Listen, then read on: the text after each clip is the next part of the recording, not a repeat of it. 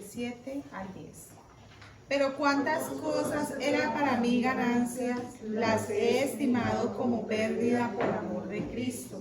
Y ciertamente aún estimo todas las cosas como pérdida por la excelencia del conocimiento de Cristo Jesús, mi Señor, por amor del cual lo he perdido todo y lo tengo por basura para ganar a Cristo y ser hallado en él, no teniendo mi propia justicia, que es por la ley, sino la que es por la fe de Cristo, la justicia que es de Dios por la fe, a fin de conocerle y el poder de su resurrección y la participación de sus padecimientos, llegando a ser semejante a él en su muerte.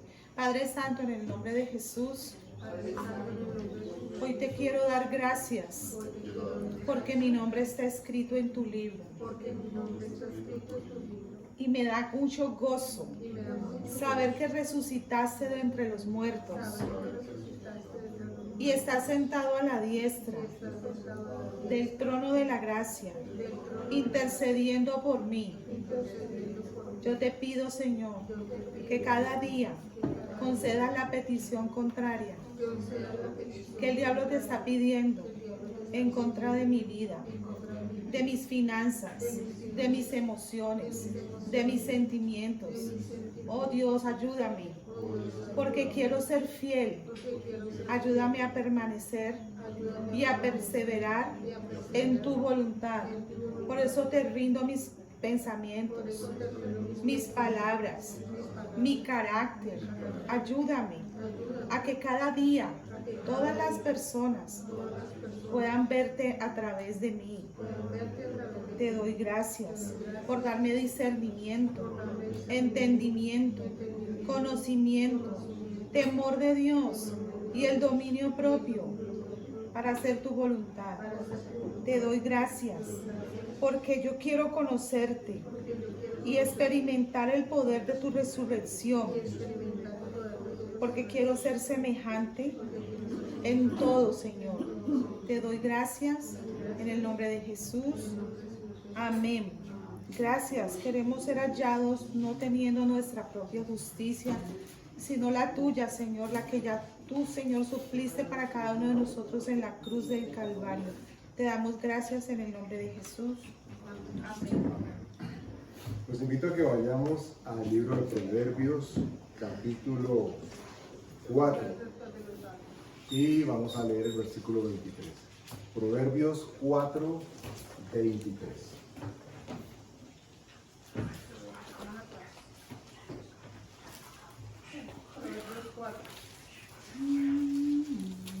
Mientras lo encuentran y antes de que lo lean, quienes ya lo encontraron,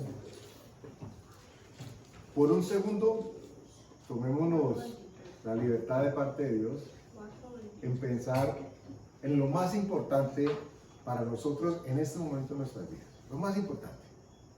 Y con respeto les digo, no vamos a ir por la fija que es Dios, porque todos vamos a la iglesia a querer decir que lo más importante es Dios, y lo es. No, pero en este caso, pensamiento de la cosa más normal. Piensa en aquello, cosa o persona que usted considera que es lo más importante en este momento de su vida. Algo que usted dice, no, definitivamente esto es lo más. Un segundo para que lo piensen. Mientras me escuchó hablar, seguramente ya algo pasó. Bueno, ahora teniendo en cuenta eso que usted ya encontró, que ubicó en su mente, por allá en su conciencia o en su inconsciencia, leamos este versículo. Porque es muy importante que la Escritura en todo momento nos está diciendo qué es lo que trasciende, qué es lo que importa, qué es lo que nos produce vida, qué es lo que multiplica lo que Dios quiere como propósito en nuestras vidas. Proverbios capítulo 4, versículo 23 dice: sobre toda cosa guardada, guarda tu corazón, porque de él mana la vida. Les decía que pensáramos en aquello que en ese momento para nosotros es lo más importante. De pronto el tema de salud, el tema de finanzas, el tema sentimental, el viaje, el trabajo. Y uno diría, wow, esto es lo que necesitamos ya. Pero la Escritura nos dice de manera abierta y directa, sobre toda cosa guardada. Es decir, cuando dice sobre toda cosa guardada, le está dando una preponderancia a algo que hemos guardado, como un tesoro. Piensen como si fuera un tesoro, algo que uno dice, esto lo quiero y lo necesito tanto que voy a guardarlo para que nadie lo toque, para que nadie lo dañe o para que nadie lo afecte. La Escritura dice que sobre toda cosa que nosotros tengamos guardada, todos los anhelos inclusive de nuestro corazón, sobre cualquier cosa, cualquier pensamiento, nos indica, nos aconseja que guardemos nuestro corazón. Y la pregunta entonces es, ¿cómo guardamos nuestro corazón? Porque recuerden ustedes que la Escritura siempre nos está indicando que a través del corazón Dios se comunica con nosotros. Y por eso nos da, casi que más que consejo, una advertencia. Sobre toda cosa guardada, asegúrate de que guardes tu corazón. Y nos dice el por qué. Porque de él mana la vida. Ahora vamos a regresar a Filipenses, donde estaban leyendo ahora rato. Vamos a buscar Filipenses capítulo 4.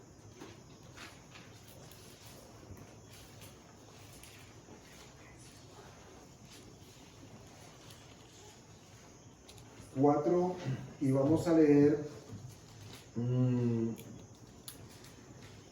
versículo 4 en adelante. 4:4. Amén, ¿ya lo tienen todos? Dice el versículo 4: regocijaos en el Señor siempre. Otra vez digo, regocijaos. Vuestra gentileza sea conocida de todos los hombres. El Señor está cerca. Por nada estéis afanosos, sino sean conocidas vuestras peticiones delante de Dios con toda oración y ruego con acción de gracias. Y la paz de Dios, que sobrepasa todo entendimiento, guardará vuestros corazones y vuestros pensamientos en Cristo Jesús. Este es uno de esos versículos o pasajes que seguramente hemos escuchado en muchos momentos, de varias fuentes, los hemos leído tal vez, pero como Dios le da tanta importancia al tema de nuestro corazón, nos dice que sobre cualquier otra cosa que consideremos importante, sobre ello nosotros tenemos que considerar lo que Él nos ha dado. Entonces esto no es algo que uno leyó una vez y uno dice, ay, yo ya sé qué es eso. Por el contrario, es algo que si ustedes ubicaran en un diccionario bíblico y buscaran la palabra corazón, se van a dar cuenta que hay cientos de versículos, todos dedicados de una u otra manera a lo que pasa, sucede a través del corazón del ser humano. Y por qué es tan importante para Dios lo que allí suceda. Vamos a ir por unos cuantos de esos versículos, pero para que ustedes alcancen a dimensionar, o ustedes y nosotros, por supuesto, dimensionemos por qué para Dios nuestro corazón es un tesoro, básicamente. Y nos lo ha entregado a nosotros para que lo cuidemos y para que, sabiendo ya lo que para Él significa, nosotros guardemos lo que Él ha puesto allí. Porque en varias escrituras registramos diciendo repito, que dice que Dios, ¿qué hizo Él cuando escribió? ¿En dónde lo escribió? Dice que escribió su palabra en nuestro corazón. Primera cosa. Vamos a encontrar también que el corazón, por alguna manera, de esas curiosas que Dios lo determina, el corazón piensa. El corazón se deja impactar. El corazón se deja movilizar. Y la pregunta necesaria es, entonces, ¿cuál es el corazón? ¿De qué corazón estamos hablando? ¿Del órgano que palpita y que bombea y que recircula la sangre? ¿A qué? Cuando la Biblia, y ustedes han leído la Biblia, corazón, ¿qué viene a sus mentes? Que el corazón es perverso más que todas las cosas. ¿Quién lo conocerá? Correcto, pero si le quisiéramos dar una forma, un lugar, una ubicación, una identidad a esa palabra corazón, ¿qué viene a sus mentes? Sentimientos, carácter, ¿alguien más? Amor, ok, válido. Recuerden que no hay respuesta mala, simplemente construimos algo alrededor. Entonces, hay amor, ¿cierto? Hay carácter, Ahí, ¿qué Porque dice? dice que Sentimientos. de la abundancia del corazón habla la boca. Y si uno quiere conocer a una persona, pues simplemente la escucha hablar y se da cuenta qué es lo que abunda en su corazón. Cuáles son sus pensamientos, cuáles son sus miedos, o sus ideales, o sus deseos. Entonces, Pero la pregunta es así, cuando piensa algo del corazón, ¿qué es lo primero que uno se le viene a la mente? Es que la pregunta va en qué dirección.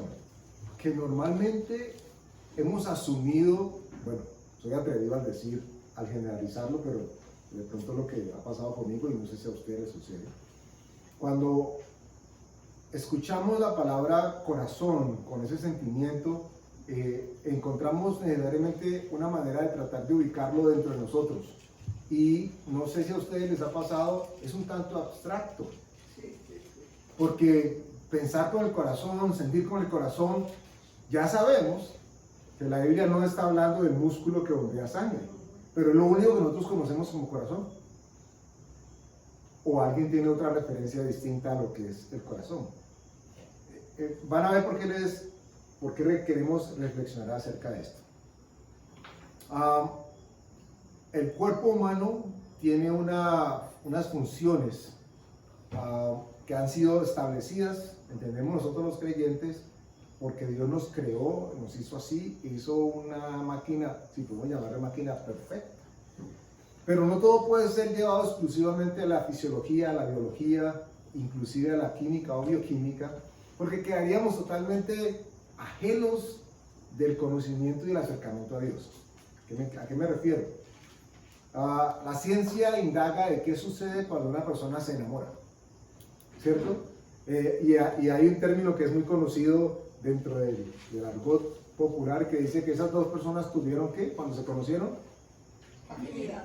tuvieron afinidad o tuvieron Química. una conexión química. Y entonces cuando hacen los estudios de qué sucede cuando dos personas se gustan y han hecho la conexión, le ponen los electrodos o yo no sé qué le conectan a la persona en su cabeza para ver cómo se mide la actividad neuronal cuando se encuentran con esas cosas, entonces obviamente han encontrado que se segrega una sustancia X que produce la sensación de gozo, de tranquilidad, y que necesariamente marca a las personas en ese momento, y por eso se habla de ser química.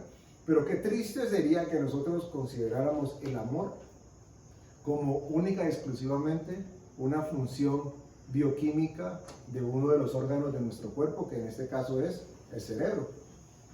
Porque entonces lo mismo tenemos que llegar a pensar con Dios. Dios es un pensamiento por allá que no sabemos de dónde salió, que produjo una reacción en nuestro cuerpo, que cuando hablamos de Él nos genera una actividad y entonces, o sea que Dios es una función bioquímica. Siempre que nosotros nos quedaríamos, por supuesto, cortos y seríamos atrevidos a tratar de ubicar a Dios en una sustancia o en una reacción química. Sin embargo, nosotros como seres humanos, en nuestro cuerpo, actuamos y nos movemos en este espectro, en el espectro de las sensaciones y de los sentimientos. Cuando la Escritura dice que sobre toda cosa guardada, guardemos nuestro corazón, entonces alguien podría decir, te dije que teníamos que correr más, bajémosle a la grasa, porque sí, el cardiólogo sí lo dijo, o hay que estudiar cardiología, que ya está en la medicina. No estamos hablando de eso, y muchísimo menos saquemos los corazones a todo el mundo y guardemos de los para que se congelen. Por supuesto, la Escritura nos está hablando de lo que sucede, de los pensamientos, las emociones y todo lo que se da alrededor de esa cosa que identificamos como corazón. Si hemos hecho una especie de separación o diferencia entre el corazón físico y ese corazón en el que se mueven las emociones, ya sabemos que el corazón físico está ubicado ¿en dónde? En el lado izquierdo. ¿En el lado izquierdo? Por aquí. No necesariamente. Ok. Mi madre lo tenía en el derecho. Bueno, hay unos que los tienen más hacia el centro. Casi siempre hay un lado dominante, ¿cierto? Y casi siempre es hacia el lado izquierdo. Pero no está de más que lo tengan al lado derecho. Hay unos que no tienen corazones. Se llama sitios inversos. ¿Sitios inversos? A nivel de medicina. Imagínate.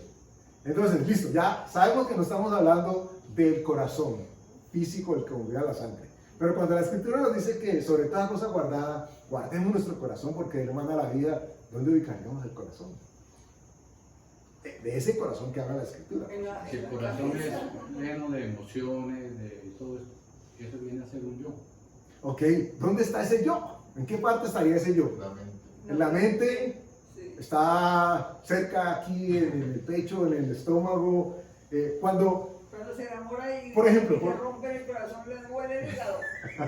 Entonces el corazón no tiene el hígado. ¿Por qué la gente dice que cuando está viviendo una circunstancia de emoción fuerte, en el caso de enamorados, abre la boca y qué es lo que se le mete a la boca y qué le produce? Mariposa. Las mariposas, yo no sé por dónde entran, dónde están, pero dice que le produce mariposas, ¿cierto? Se ubican las mariposas y normalmente ¿dónde se ubican?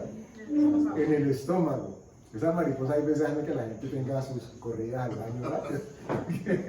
Eso produce emociones y sensaciones. Entonces, el corazón, conforme la Escritura lo describe, va mucho más allá del órgano que hace pum pum, pum pum, pum pum. Sí hace. Nos ubica en un contexto de casi que nuestro ser espiritual, aquel que tiene comunión y comunicación con Dios, pero que también tiene comunión y comunicación con nuestra parte física, aquel que se duele, el que quiere cumplir los anhelos, el que se entristece o el que se alegra. Lo que estamos leyendo aquí en Filipenses dice que nos regocijemos en el Señor siempre. Otra vez digo regocijados. Cuando dice regocijados, ¿ustedes qué entienden por regocijados? Contento, calmado. Pero es una contentura común y silvestre. No, es como muy adentro del corazón. Yo diría o pensaría que cuando dice regocijar es porque ya el gozo está inmiscuido y lo que va a suceder es algo mucho más manifiesto que el gozo que conocemos, ¿cierto? Como descansar. ¿Cómo qué? Como descansar.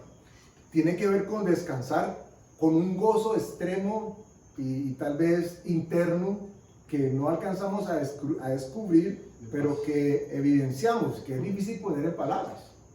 La gente dice, estaba tan contento que no sabía ni cómo expresarlo. Mucha paz. Está asociado necesariamente con la paz. Y dice la Escritura, regocijaos en el Señor. ¿Cuándo tenemos que regocijarnos en el Señor? Siempre. Siempre. ¿Cuando estemos contentos? Sí. ¿O cuando estemos tristes? También. ¿O cuando hemos pasado por Siempre. ambos espacios? Siempre. Siempre la Escritura nos está diciendo sobre todas las cosas, como Dios dice que es muy preciado para Él, que lo guardemos mucho, entonces que nuestro corazón tiene que estar guardado. Y nos dice, nos advierte, regocijaos con Él y en Él. Es decir, que tenemos que hacer algo que la Escritura nos va a decir más adelantico, aquí conforme lo vamos leyendo. Versículo 5, vuestra gentileza sea conocida de todos los hombres, el Señor está cerca. 6, por nada estéis afanosos, sino sean conocidas vuestras peticiones delante de Dios en toda oración y ruego con acción de gracias. Miren que primero dice, habla de dos cosas casi que en extremos. Siempre, y luego dice, por nada. Así que lo mismo que sería decir siempre o nunca. ¿Ok? La segunda parte en el 6 dice, por nada estéis afanosos. Ok, espérate un momentico, Andrés, pero y hay cosas por las que sí puedo estar afanoso. Pues en el día a día nosotros estamos o nos podríamos afanar por las cosas más insulsas o por las cosas más complejas. Y uno diría, no, las insulsas no. O sea, si se te quemó el arroz, no te preocupes que eso se hace más. Por eso no hay que preocuparse. Se le disecaron los pandeones. Si se le quemaron los pan de bonos, esa es otra por la que hay que preocuparse. No, esa no, porque se pueden quemar pan de bonos. Ah, que se le perdió la pinza del pelo. No se despeluque por eso. Pero, que si la circunstancia es de dinero o es de peligro, entonces por esta sí, afanemos. Pero la Escritura nos dice abiertamente, por nada estéis afanosos. Por nada es Por por nada. nada. Es que yo no sé cómo me va a ir en el examen que voy a presentar mañana. Como si ustedes ven en internet, creo que sí, conocen al morocho italiano que se volvió famoso y viral con él. ¿Cierto? ¿No lo han visto? Ah. Ese personaje, un muchacho, hago una pausa para contextualizarlo, se quedó sin trabajo en la época de pandemia. Y como no tenía trabajo, pero sí tenía celular, empezó a ver TikToks y videos que hacía la gente a entretenerse. Y dice él que en un momento fue para él, como tan ridículo lo que la gente montaba, que él empezó a hacer como que, ¿y esto? Y ese solo gesto no dice una palabra más. Pero entonces él empezó a buscar un video en el que decían cómo reciclar los pitillos para que los delfines no se vean afectados. Entonces salía alguien y hacía una máquina toda rara que entraba al agua y sacaba los pitillos. Y él llegaba y cogía un pitillo y lo tenía sin abrir, no lo abría y decía, dando a entender como es mucho más sencillo que toda esa vuelta que le pueden hacer. Entonces él andaba y se hizo tan famoso y tan viral que no necesitó volver a trabajar más. Tiene en estos momentos casi que un manager que es el que le maneja sus cosas, millones de seguidores y hace dinero por montones. Con un gesto que se hizo viral y es simplemente, ¿para qué se complica la vida? La Escritura dice que por nada estemos afanosos. Por nada estemos afanosos.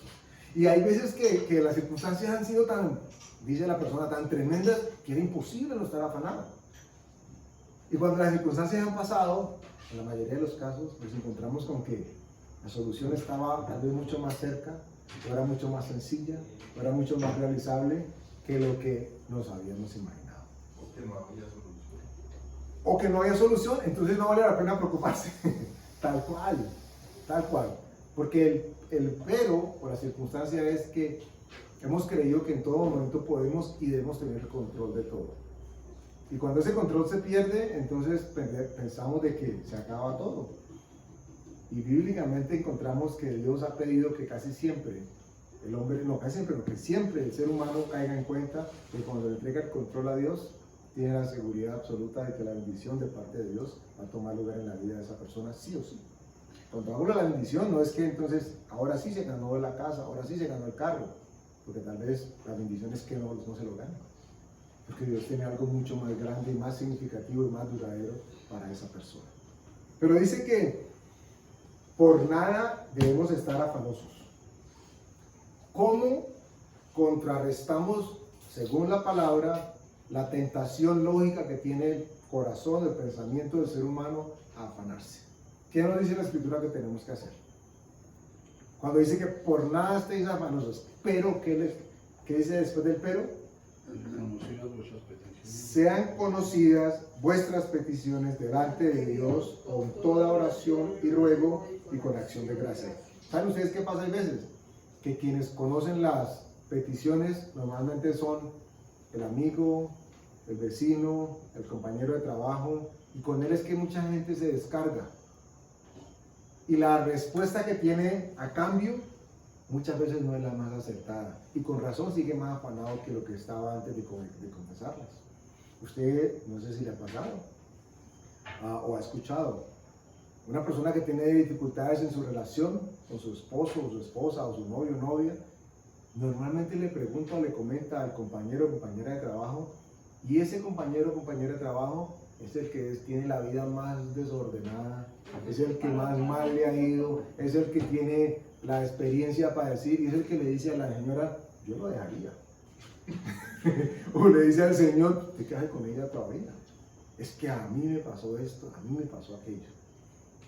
Entonces, nosotros tenemos que asegurarnos de buscar, cuando esas circunstancias vengan a la vida o pasen por nuestra mente, tenemos que asegurarnos de que a quien buscamos para obtener regocijo, tranquilidad y no afán, no es a la persona que está normalmente cerca de nosotros, sino que busquemos primero a Dios, aclarando Que esto no significa entonces de que no podemos contar con nuestro esposo o esposa o con nuestro amigo cercano o amiga cercana, pero no deben en ningún momento, entiendo yo de parte de Dios así, nunca deben de ser ellos quienes sean nuestra primera opción para consultar al respecto de qué deberíamos o qué podríamos hacer. La respuesta siempre va a estar en Dios y de parte de Dios para nosotros. Y luego dice en el mismo 6, que sean conocidas delante de Dios en oración y ruego con acción de gracias. Y si alguien planteara un ABC de cómo orar a Dios, yo me atrevería a decir que en ese versículo, así como lo hay en otros, está una dirección, una instrucción muy precisa de parte de Dios de cómo orar. Con gozo, con regocijo, buscarlo a Él,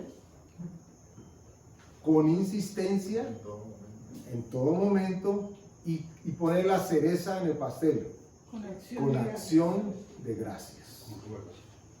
¿Qué significa acción de gracias? ¿Qué significa dar gracias cuando uno está orando? Que uno cree que Dios le escucha, que uno sabe que Dios le va a responder, y responder no tiene que ser necesariamente que me dijo que sí a lo que estoy diciendo, sino que me va a responder.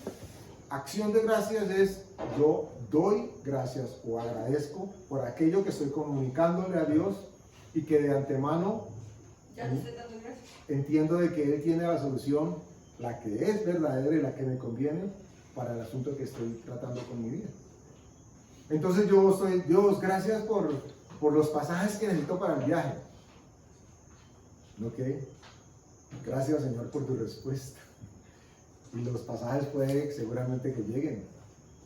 El viaje puede seguramente que sea ratificado. Pero si nosotros nos aseguramos de que buscamos de Él la respuesta, vamos a tener paz en nuestro corazón cuando la respuesta de Él venga. La manera en que nosotros corroboramos que Dios nos habla y que es Él el que nos habla, está necesariamente asociado a algo que la Escritura habla de paz. Porque nos dice que guardemos nuestro corazón. Dice que la paz de Dios, creo que está aquí mismo, vamos a leerlo, aquí lo vamos a seguir. Versículo 7. Y la paz de Dios, que sobrepasa todo entendimiento, guardará vuestros corazones y vuestros pensamientos en Cristo Jesús. ¿Qué sucede o qué debería suceder cada que nosotros buscamos a Dios para entregarle algo? Tendríamos que acabar ese momento de oración o de comunión o de petición con una convicción, primero que todo, de que Él nos escucha, de que Él tiene la respuesta y de que como Él nos escucha y tiene la respuesta, Él tiene la solución. Y si Él tiene la solución, tendría que venir a nosotros paz. ¿Y qué tiene que hacer esa paz? Retomo. Guardar mis pensamientos y mi corazón. Miren ustedes que en un principio leímos sobre toda cosa guardada, guarda tu corazón porque de él mana la vida. Y ahora la Escritura nos dice que la paz de Dios es la que se va a encargar de guardar nuestro corazón para que de él mane la vida. ¿Y qué significa la vida? Obviamente estar vivos, pero también la vida significa la respuesta de parte de Dios, que nosotros sabemos que bajo cualquier circunstancia alguien más diría, se está loco, está tranquilo, pero que por alguna razón que solamente usted y Dios saben, usted puede decir, yo no sé, pero yo sé que Dios está en el asunto. Yo no sé cómo, pero yo sé que Dios está en el asunto. Yo les he compartido a ustedes en varios momentos como mi anterior jefe decía con mucha frecuencia, me llamaba, le decía, Andrés, que vengas. Y yo llegaba y me decía, tengo algo para que te preocupes. Y yo decía, ¿por qué? Me tengo que preocupar. Pues no lo decía él, obviamente, así tan abiertamente. Pero es como la gente concibe que el mundo debe estar moviéndose. Que es lo normal. Es alrededor de la preocupación. Y hay vocabulario y expresiones dentro de la programación neurolingüística que habla de que no se preocupan, sino que se ocupan. Tiene mucho más sentido esa conclusión que la otra, pero no vamos a hablar de un tema de programación neurolingüística, ni mucho menos. Lo que estamos asegurándonos de entender es que Dios nos dice que hay algo que va a tomar lugar en nuestro corazón, que es el que va a garantizar que nosotros entendamos que la respuesta viene y proviene de Él. No hay nada más que pueda guardar nuestro corazón. No hay nada más. No hay nada más. En toda la Biblia no se habla sino de eso, que es la paz. Por eso es importante cuando nos encontramos con nosotros mismos o con alguien que está muy preocupado, angustiado, lo primero que uno debe orar y ayudar a esa otra persona, digamos que no es uno, sino otra persona, es que esa persona restaure su paz.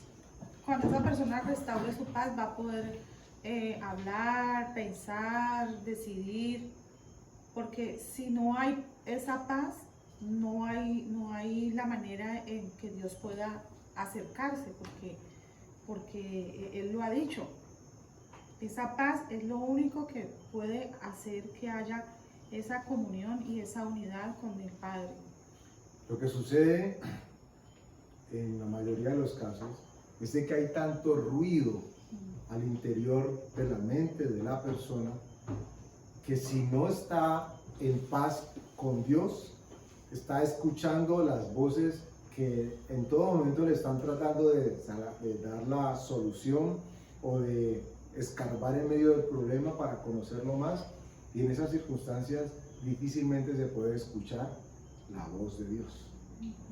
Se requiere tener, no estamos hablando de entrar en un estado de meditación profunda y trascendental y con la quinta, la cuarta chakra o las que sean. Sí, no estamos hablando de que ahora tiene que ser yoga para poder escuchar la voz de Dios. Lo que tenemos que asegurarnos es de callar o acallar aquellas otras voces que constantemente están hablándonos. Y no estamos hablando de una persona que tiene problemas de personalidad y que es bipolar. Ustedes no han escuchado cómo la gente cada vez asocia o acepta más el término bipolar. Lo dicen como si fuese la cosa más normal. No, es que yo soy bipolar. No tienen la menor idea de qué están hablando. Y si se dieran cuenta, saldrían corriendo de ellos mismos para no verse a ellos mismos. Pero en muchas ocasiones ese tipo de voces se escuchan tanto que la gente no puede escuchar a Dios. Y solamente, lo mencionamos hace unas semanas atrás, Dios se manifestó al profeta Elías cuando estaba oyendo. ¿Ustedes recuerdan cómo? ¿Qué pasó cuando Dios se manifestó? ¿En un qué? Silbido, algo así. Luego pasó el terremoto, el viento tempestuoso. Dice que allí no estaba Dios. Dios estaba en aquel espacio donde podía identificar que era Dios quien estaba hablando. Entonces aquí nos dice, nos asegura que la paz de Dios, que sobrepasa todo entendimiento, es la que tiene que guardar nuestros corazones. Es decir, nuestros pensamientos en Cristo Jesús. Mire que no es en el consejo de fulano, no es en lo que diga el de aquí o el de allá, es en Cristo Jesús, y Cristo Jesús es la palabra. Miren, a propósito de tratar de personificar esas ideas o esos contextos que hay veces no son fáciles, cuando hablaba, ahora les preguntaba ahora que cómo ubicamos a nuestro corazón. Alguno dijo en la mente, aquí dije yo, bueno, en diferentes partes. Pero tratemos por un segundo, solo un segundo, de pensar cómo sería esa figura de paz, la paz, personificándola, guardando nuestro corazón, nuestra mente. ¿Cómo sería esa figura? Entonces, pongámonos un poquitico peliculescos. Metamos un poco el tema de Hollywood allí, porque ellos se han especializado en recrear a las diferentes posturas y descripciones que el ser humano puede encontrar. Y por supuesto hago uso de este ejemplo bien frívolo, no exaltándolos a ellos, sino simplemente acentuando el cómo ellos hacen énfasis en la descripción. Si la paz fuera una persona, un ser, ¿cómo lo miraríamos? Con ternurita. Pero entonces, bueno, si es con ternurita, ¿qué nos imaginaríamos nosotros? A Gasparín así con la sabanita, pero con ojos así bonitos y carita feliz, y diciéndonos, yo soy la paz, yo soy la paz. Algo tranquilo, algo Ay, suave. no, con mucha con reverencia, Con como por reflexión. amor, como ay, como qué rico. algo que nos trae regocijo. Estamos hablando acerca de la paz. El profeta Elías se encontró con que la manera como él vio a Dios fue a través de un silbido apacible. Entonces, usted dirá, no, yo no he sentido el escalofrío, o sea que no tengo paz todavía, no estamos hablando de eso. Pero cuando nosotros hagamos la petición, cuando nosotros insistamos y estemos haciendo uso de la acción de gracias, como la Escritura nos lo plantea, Dios dice, y Él garantiza, y si no lo hemos experimentado en muchos momentos es porque no hemos perseverado como Él dice que debemos hacerlo. Pero Él nos garantiza de que si nosotros lo hacemos, va a suceder algo, y es que va a aparecer el guardián de nuestros corazones. ¿Y quién es ese guardián? No. Y tú uno dice, está parado así el ángel grandote que es el ángel de la paz. ¿Qué tal que sea un ángel? El mismo Jesús. Hay una lámina a propósito de descripción, por eso les mencionaba el tema de Hollywood, que en algún momento he usado. En unas diapositivas se ve una silueta de un ser humano, pero está lleno de palabras. Y esta silueta llena de palabras está abrazando a la persona o a la circunstancia. Entonces, no vayan a decir, ay, no, es que ese es un ser amorfo. La paz es amorfa. No, lo que quiero simplemente dar a entender para visualizar es que si la palabra de Dios nos guarda, es la palabra de Dios la que nos debe abrazar. El tema es que hay veces nos cuesta darle una forma a esa palabra para poderla ubicar dentro de nosotros o al lado de nosotros o enseguida de nosotros. Pero lo que sí tenemos garantía es que la Escritura dice que la paz de Dios gobierna nuestros corazones y es la que se encarga de guardar todos nuestros pensamientos.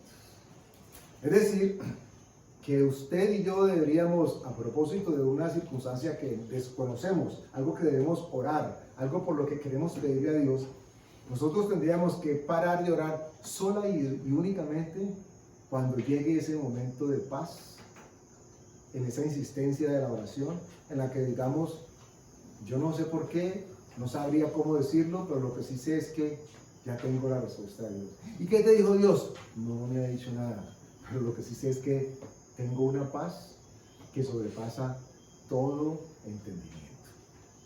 Pero ¿y no te vas a curar? ¿No te vas a preocupar? No. ¿Debería? ¿Cómo no? La Escritura nos dice todo lo contrario. Nos dice que por nada estemos afanosos. Y leímos también que dice que siempre, ¿qué es lo que tiene que pasar? Siempre sean conocidas nuestras oraciones, en primera instancia, delante de Dios. A quien tenemos que buscar para consultar siempre, siempre, la primera opción nuestra debe ser Dios.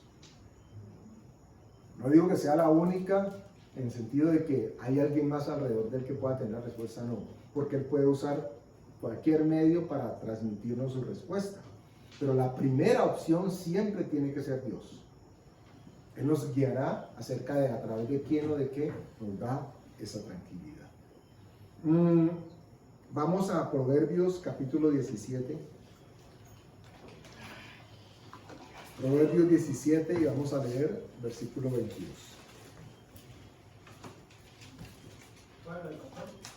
Proverbios capítulo 17, versículo 22. Quería decir algo antes de empezar el monólogo, que lo que vas a decir, Dios me viene instruyendo y me viene entrenando para no preocuparme. Eso lo estoy viviendo en esta época. Y yo digo, me está entrenando para no preocuparme. Y me ha hablado esta semana, pues obvio me está hablando hoy en mi entrenamiento, en mi parte donde que debo enfatizar más en no preocuparme, o sea, cómo hacerlo más. Pero Dios me viene entrenando en esa parte y estoy muy agradecida de ver cómo Dios en esa parte nos habla, ¿no? Y que viene de atrás. Siempre coincide siempre coincide lo que nos enseñan en la iglesia a lo que Dios me habla en la casa y me habla en la iglesia. Entonces me decía que ella tiene todo bajo sus pies y que si ella está todo, él se sentó y tiene todo bajo sus pies, porque es ley donde yo me preocupo, estaría en la ley. Y si estoy en la gracia, estoy pensando en él. Que si hago todo en mis fuerzas y como yo lo quiero, estoy lejos absolutamente de la gracia de Dios. Y si confío en Él, le pregunto, le digo, la paz vendrá, la paz que sobrepasa todo entendimiento, guarda mi mente y sé que Él es el que tiene el control de mi vida. Lo que acabas de mencionar es supremamente importante, sin embargo hay que agregar algo más en esa instrucción que Dios nos está dando.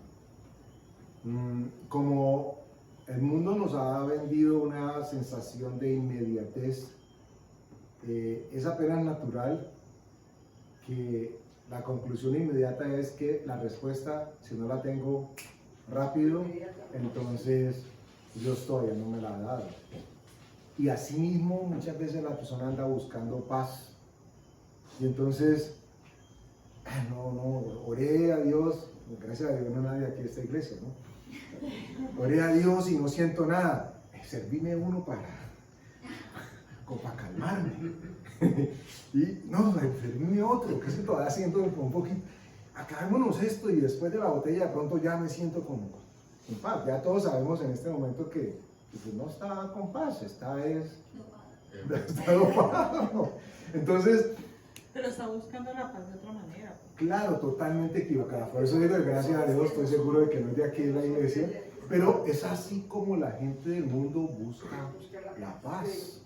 Uno diría, pero ¿a quién se le ocurre en la cabeza irse a emborrachar para tener paz? Bueno, por eso hay tanta gente ligada al alcohol. Y no, bueno, el alcohol es una opción. Cualquier otra cosa, muchas otras cosas que en teoría te traen paz. Y tenemos que hacer una diferencia entre lo que es paz y lo que nos quiere anestesiar. Porque aunque el efecto pareciera parecido o similar, nunca es el mismo. Nunca es lo mismo que una persona esté dopada y que no entienda, no razone, no discierna, a que discerniendo, entendiendo y estando atento, aún así no se explica cómo Dios le ha dado paz al respecto de lo que está pasando. Pero esto requiere de nosotros perseverancia. Un ejemplo X. Una circunstancia se presenta y entonces la persona, el hermano o la hermana hace lo que tiene que hacer, buscar primero a Dios. Señor, mira esto, ayúdame. Y ya. Entonces se para y dice, ya le entregué eso a Dios. Y camina 3 pasos y va pensando, ¿cómo hago yo esto, Señor? ¿A quién llamo? ¿Qué tengo que hacer? ¿Qué más tengo que hacer? ¿Cómo lo hago? Y empieza y cuando menos piensa, su corazón otra vez está acelerado. ¿Y qué tendría que hacer esa persona? Regresar a la senda antigua. En este caso, ¿cuál es la senda antigua? Volver a entregarme al Señor. Pero no más rato que me desocupe. No cuando llegue a la casa que haya entregado, que haya acabado la ruta o que ya haya hablado. No. Como es una lucha interna que toma lugar en la mente, tiene que ver con los pensamientos, tiene que ser atendida de manera inmediata. Entonces, vino el pensamiento de zozobra y de preocupación de nuevo, ¿y yo qué hago? ¿Cómo me defiendo? No puedo defenderme en el nombre de Pablo. Pensamiento, te vas. Solamente tengo que recordar la palabra, pero para eso tengo que haber tenido previamente una palabra. Entonces tengo una palabra y con esa palabra yo permanezco. Y le hablo a mi mente, le hablo a mi corazón. Y esa es la espada del Espíritu que usa personificando a la paz. Ese gobernante que tiene que existir en mi mente, que se asegura de que haya paz, gozo y regocijo en todo lo que tenga que ver en mi corazón. Y después de la segunda opción, me paré y ya me siento envalentonado, envalentonada y caminé ya no 2 pasos sino 10. Y al 10º, el pensamiento vuelve otra vez y aparece. O la familiar o el amigo o la amiga le toma el tema y ¿qué has pensado y qué vas a hacer? Y lo que tiene que asegurarse la persona es recurrir al único que todo lo puede, al único que todo lo sabe. Con ese versículo, con esa palabra que Dios ya le dio, usted llega, pensamiento X, sentimiento X, esto es lo que Dios me ha dicho. Yo ya le entregué esto a mi Dios. Y te he dado gracias porque Él tiene el control absoluto de mis circunstancias. Y si después de la tercera vez ya caminó no 2, no 10, no 20 pasos, caminó 1 kilómetro, no espere que después del kilómetro no venga otra vez la duda. Lo más seguro es que el pensamiento acerca de la circunstancia vuelva otra vez.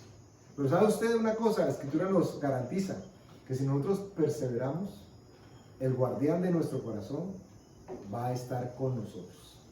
Y la victoria nos va a ser entregada en la medida en que nosotros recurramos única y exclusivamente a aquel que tiene la respuesta. Entonces esa incertidumbre eventualmente se va a ir, porque va a haber tanta certidumbre en nosotros de la fidelidad de Dios, que aunque desconozcamos el cómo, sabemos que Él cumple. Que, por ejemplo, estos días a mí me ha pasado mucho, me he sentido muy tranquila y muy inquieta en la calle, porque yo no veo noticias, pero pues es que las noticias están ahí donde uno está. Hablan de muchas cosas negativas, de robos, de violencia, de delincuencia, de cosas pues que están como muy en el momento.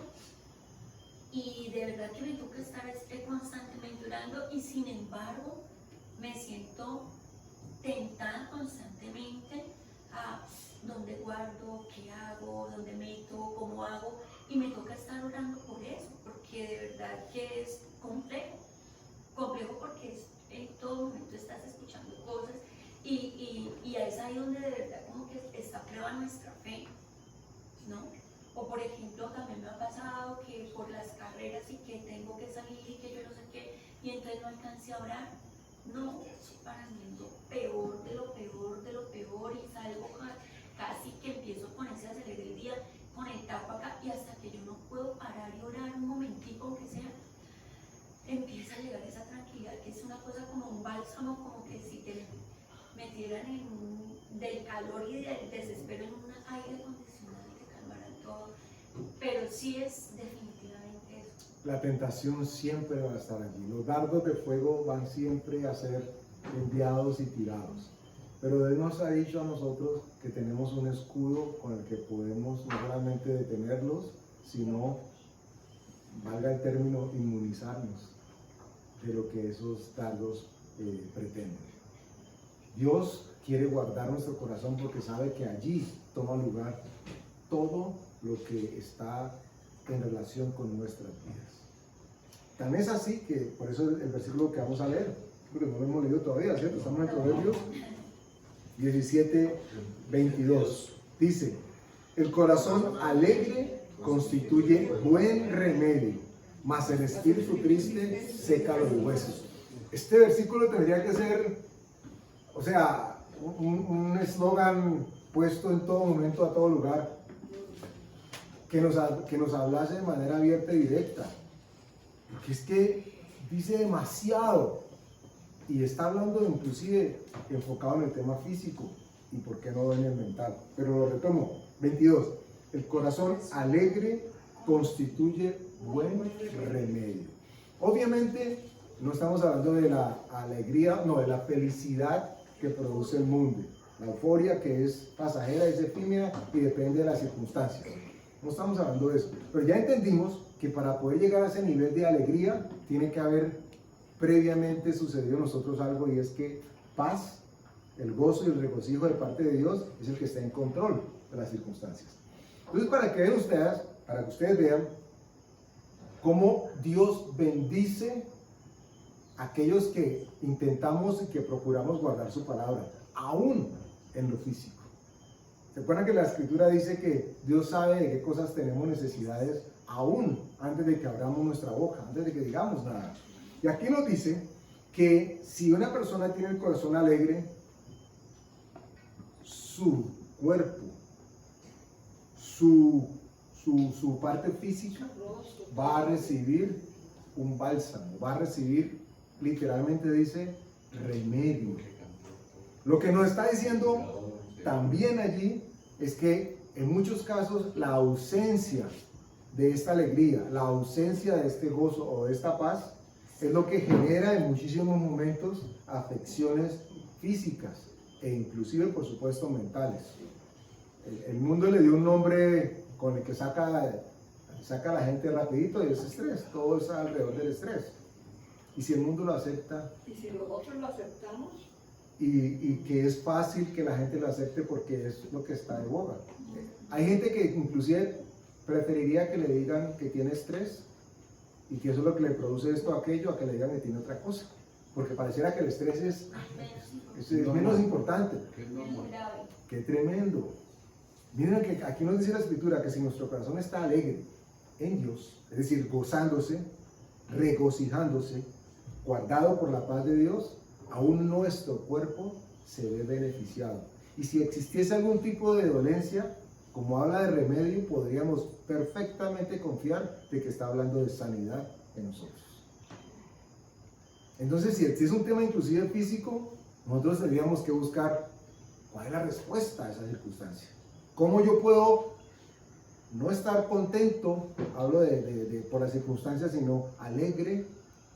Y esa alegría que viene y proviene de Dios va a producir en mi cuerpo y en mi mente inclusive sanidad.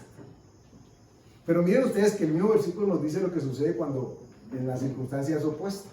Segunda parte, dice, más el espíritu triste, alegría es sinónimo de remedio o de sanidad. Pero tristeza, y no hablo de tristeza en términos de que no nos podamos entristecer, sino de vivir en la zozobra y en la ansiedad, de desconocer lo que Dios ha hecho por nosotros, que produce amargura. ¿Qué genera esto en el cuerpo? Si lo primero no nos motiva a aplicarlo, lo segundo debería movernos para no caer en eso. Porque dice que la tristeza del espíritu produce sequedad en los huesos. Y alguien dirá, pues, pero entonces ¿qué? ¿Le da artritis? Y vaya usted a saber, de hecho, quienes manejan el tema homeopático, ¿sí? ¿Sí bien? Hablan, lo primero que hacen cuando hacen los exámenes a los pacientes es un recuento de cuál es su estado emocional. Y no le han dado a tomar nada y le dicen, usted tiene esta circunstancia porque tiene un pendiente, y lo llevan por allá lejos cuando todavía no ha nacido. Algunos hacen eso. ay, perdón, me interrumpo. Esta semana dieron en Lagocinio, pasaron un señor en una tristeza, pero así que se le veía todo su rostro, su cuerpo, todo él era triste. El hablar y todo. Y el hablar y salió a cantar. Y una canción movida, y una salsa.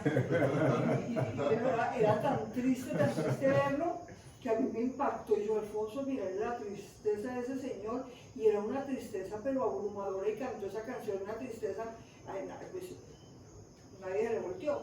Entonces dice esta mujer, dice Natalia, ay, esa canción tan animada y ese hombre triste. Y lo que pasaba era que él había cantado 50 años con un cuñado de él, y hace un año se había muerto. Entonces reflejaba esa tristeza tan impresionante, pero totalmente seco.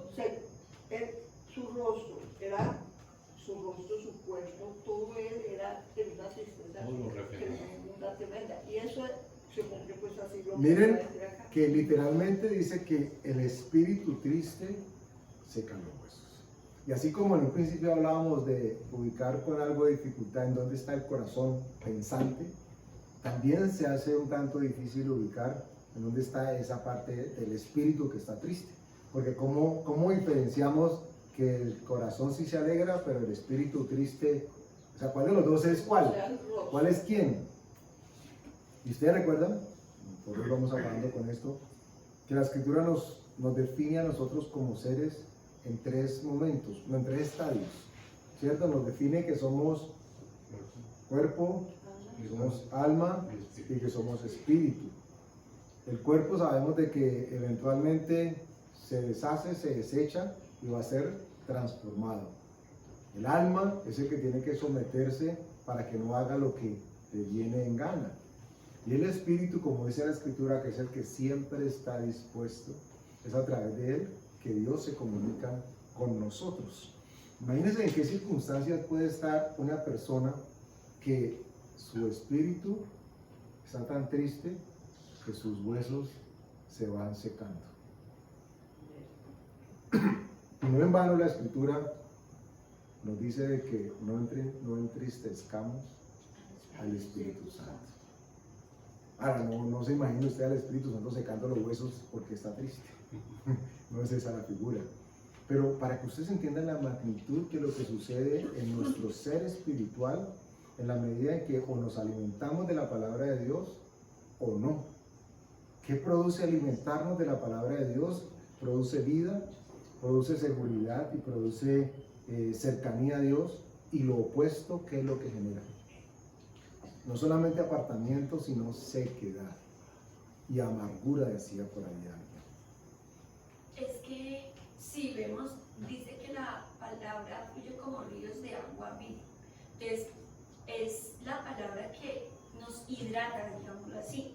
Y cuando dice que seca los huesos, podemos pensar en una planta, en cualquier cosa deshidratada, sin esa palabra, sin esa vida, sin esa agua que sacia, que dice que no nos dará más sed.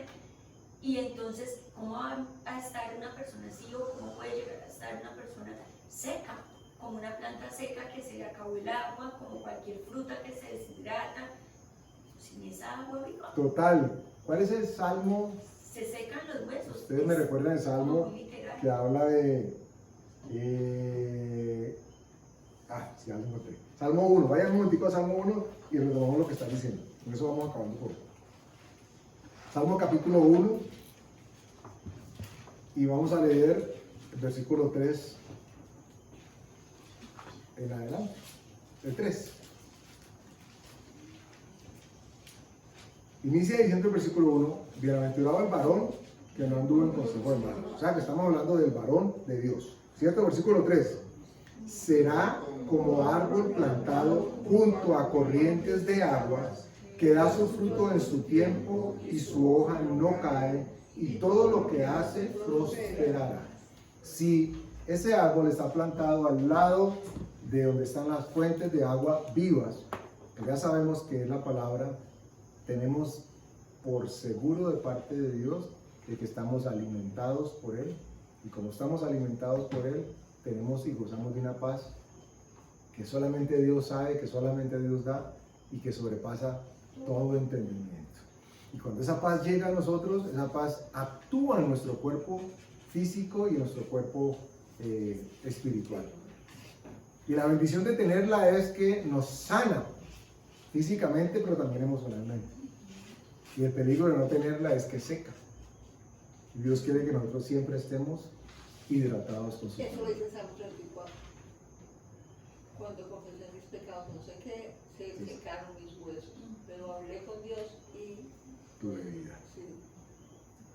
La Biblia nos está hablando en todo momento y de muchos frentes lo trascendental que es permanecer en su palabra. Y a propósito de la paz, sí que es necesario.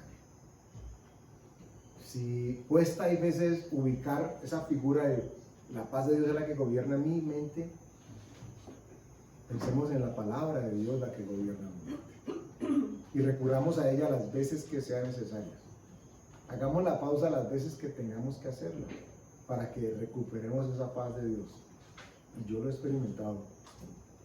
Cuando se es insistente y persistente y consistente, el pensamiento que no corresponde de Dios termina por irse, se rinde, se tiene que rendir, porque todo pensamiento y todo ente externo tiene que rendirse y doblar su rodilla delante de la presencia de Dios.